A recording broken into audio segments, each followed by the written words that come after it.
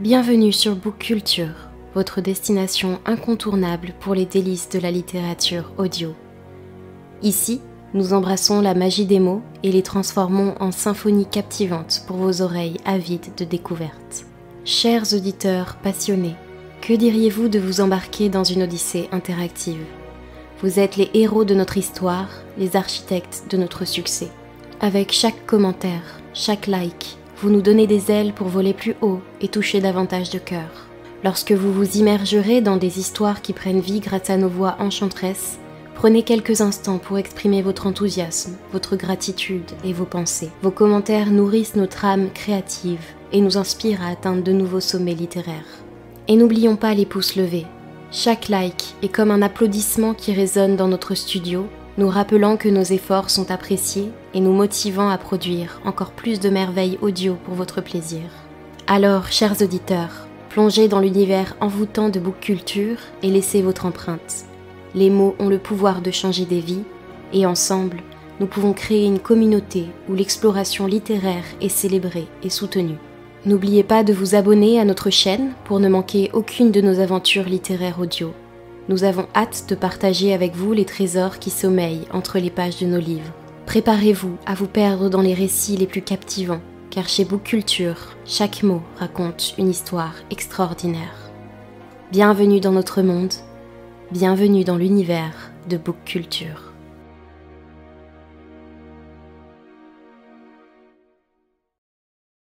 Discours du chef Seattle. Discours prononcé en 1854 par Seattle, chef des tribus d'Uwamish et Suquamish, devant le gouverneur Isaac Stevens. Comment pouvez-vous acheter ou vendre le ciel, la chaleur de la terre? L'idée nous paraît étrange. Si nous ne possédons pas la fraîcheur de l'air et le miroitement de l'eau, comment est-ce que vous pouvez les acheter? Chaque parcelle de cette terre est sacrée pour mon peuple. Chaque aiguille de pin luisante, chaque rive sableuse, chaque lambeau de brume dans les bois sombres, chaque clairière et chaque bourdonnement d'insectes sont sacrés dans le souvenir et l'expérience de mon peuple. La sève qui coule dans les arbres transporte les souvenirs de l'homme rouge. Les morts des hommes blancs oublient le pays de leur naissance lorsqu'ils vont se promener parmi les étoiles.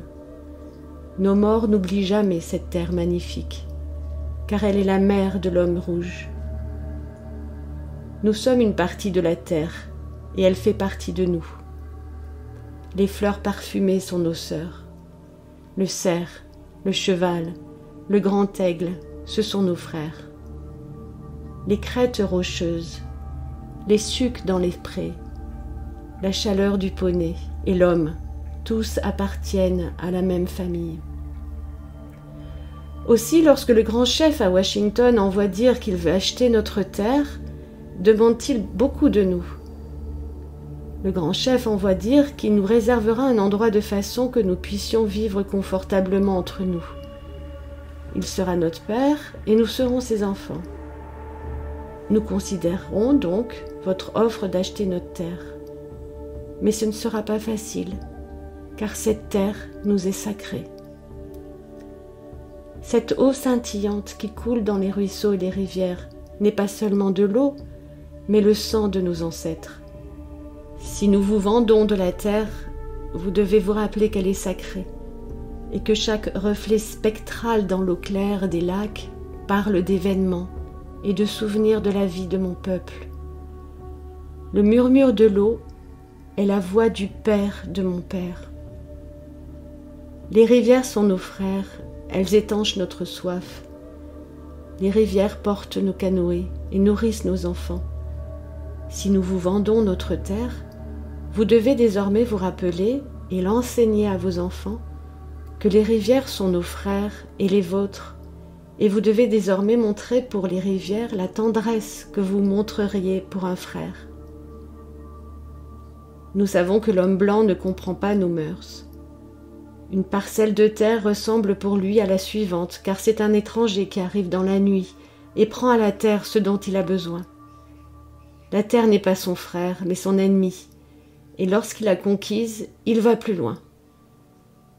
Il abandonne la tombe de ses aïeux et cela ne le tracasse pas. Il enlève la terre à ses enfants et cela ne le tracasse pas. La tombe de ses aïeux et le patrimoine de ses enfants tombent dans l'oubli. Il traite sa mère, la terre, et son frère, le ciel, comme des choses à acheter, piller, vendre, comme les moutons ou les perles brillantes. Son appétit dévorera la terre et ne laissera derrière lui qu'un désert. Il n'y a pas d'endroit paisible dans les villes de l'homme blanc, pas d'endroit pour entendre les feuilles se dérouler au printemps ou le froissement des ailes d'un insecte. Mais peut-être est-ce parce que je suis un sauvage et ne comprends pas. Le vacarme semble seulement insulter les oreilles. Et quel intérêt y a-t-il à vivre si l'homme ne peut entendre le cri solitaire de l'engoulevent ou les palabres des grenouilles autour d'un étang la nuit? Je suis un homme rouge et ne comprends pas. L'Indien préfère le son doux du vent s'élançant au-dessus de la face d'un étang et l'odeur du vent lui-même, lavé par la pluie de midi ou parfumé par le pin pignon. L'air est précieux à l'homme rouge, car toutes choses partagent le même souffle. La bête, l'arbre, l'homme, ils partagent tous le même souffle. L'homme blanc ne semble pas remarquer l'air qu'il respire. Comme un homme qui met plusieurs jours à expirer, il est insensible à la puanteur. Mais si nous vous vendons notre terre, vous devez vous rappeler que l'air nous est précieux, que l'air partage son esprit avec tout ce qu'il fait vivre. Le vent qui a donné à notre grand-père son premier souffle a aussi reçu son dernier soupir. Et si nous vous vendons notre terre, vous devez la garder à part et la tenir pour sacrée, comme un endroit où même l'homme blanc peut aller goûter le vent, adouci par les fleurs des prés. Nous considérerons donc votre offre d'acheter notre terre. Mais si nous décidons de l'accepter, j'y mettrai une condition. L'homme blanc devra traiter les bêtes de cette terre comme ses frères. Je suis un sauvage, je ne connais pas d'autre façon de vivre. J'ai vu 1 millier de bisons pourrissant sur la prairie, abandonnés par l'homme blanc qui les avait abattus d'un train qui passait. Je suis un sauvage et ne comprends pas comment le cheval de fer fumant peut être plus important que le bison que nous ne tuons que pour subsister. Qu'est-ce que l'homme sans les bêtes? Si toutes les bêtes disparaissaient, l'homme mourrait d'une grande solitude de l'esprit. Car ce qui arrive aux bêtes arrive bientôt à l'homme. Toutes choses se tiennent.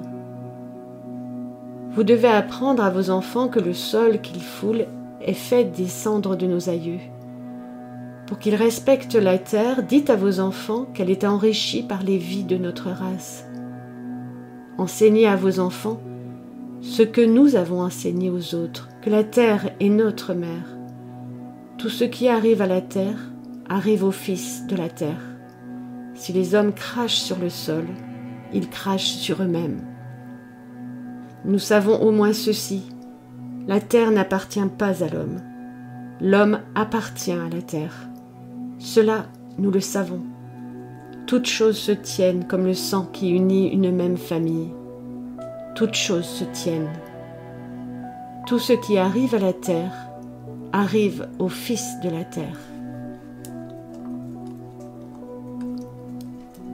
Ce n'est pas l'homme qui a tissé la trame de la vie. Il en est seulement un fil. Tout ce qu'il fait à la trame, il le fait à lui-même. Même l'homme blanc, dont le Dieu se promène et parle avec lui comme deux amis ensemble, ne peut être dispensé de la destinée commune. Après tout, nous sommes peut-être frères. Nous verrons bien. Il y a une chose que nous savons et que l'homme blanc découvrira peut-être un jour, c'est que notre Dieu est le même Dieu. Il se peut que vous pensiez maintenant le posséder comme vous voulez posséder notre terre. mais vous ne pouvez pas. Il est le Dieu de l'homme, et sa pitié est égale pour l'homme rouge et le blanc. Cette terre lui est précieuse, et nuire à la terre, c'est accabler de mépris son Créateur. Les blancs aussi disparaîtront, peut-être plus tôt que toutes les autres tribus. Contaminez votre lit, et vous suffoquerez une nuit dans vos propres détritus. Mais en mourant, vous brillerez avec éclat, ardent de la force du Dieu qui vous a amené jusqu'à cette terre, et qui pour quelque dessein particulier vous a fait dominer cette terre et l'homme rouge. Cette destinée est un mystère pour nous, car nous ne comprenons pas lorsque les bisons sont tous massacrés, les chevaux sauvages domptés, les coins secrets de la forêt chargés du fumet de beaucoup d'hommes, et la vue des collines en pleine fleur ternies par des fils qui parlent. Où est le hallier, disparu? Où est l'aigle, disparu? La fin de la vie, le début de la survivance. Chef Seattle, 1854.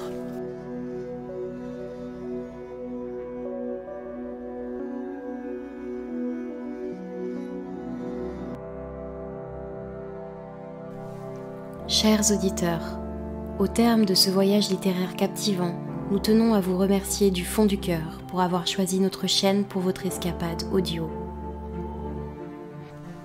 Si les mots ont su vous envoûter, si les histoires ont su éveiller en vous un tourbillon d'émotions, nous vous invitons à exprimer votre enthousiasme. Les likes et les commentaires sont les étincelles qui alimentent notre passion et notre détermination à vous offrir toujours plus de délices littéraires. Partagez votre amour pour les livres audio en cliquant sur le pouce levé, en écrivant ces mots magiques dans les commentaires. Racontez-nous l'impact que cette histoire a eu sur vous, les personnages qui vous ont accompagné, les moments qui vous ont transporté. Votre voix compte et chaque contribution de votre part donne vie à notre aventure. Et n'oubliez pas, chère communauté, vous êtes les co-créateurs de Book Culture. Nous sommes impatients de connaître vos suggestions, vos idées et vos désirs de découverte littéraire.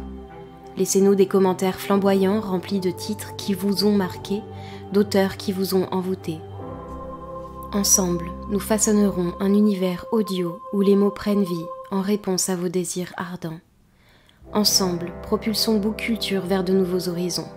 Abonnez-vous à notre chaîne, explorez notre bibliothèque grandissante et partagez cette aventure avec vos amis, votre famille et tous les amoureux des livres audio. Faisons de Book Culture un lieu de rencontre, d'échange et de célébration de l'art littéraire. Merci d'être une source d'inspiration inépuisable. Merci d'embellir notre univers avec votre présence. Ensemble, continuons à cultiver cette passion commune pour la magie des mots. Bienvenue dans notre monde, bienvenue dans l'univers de Book Culture.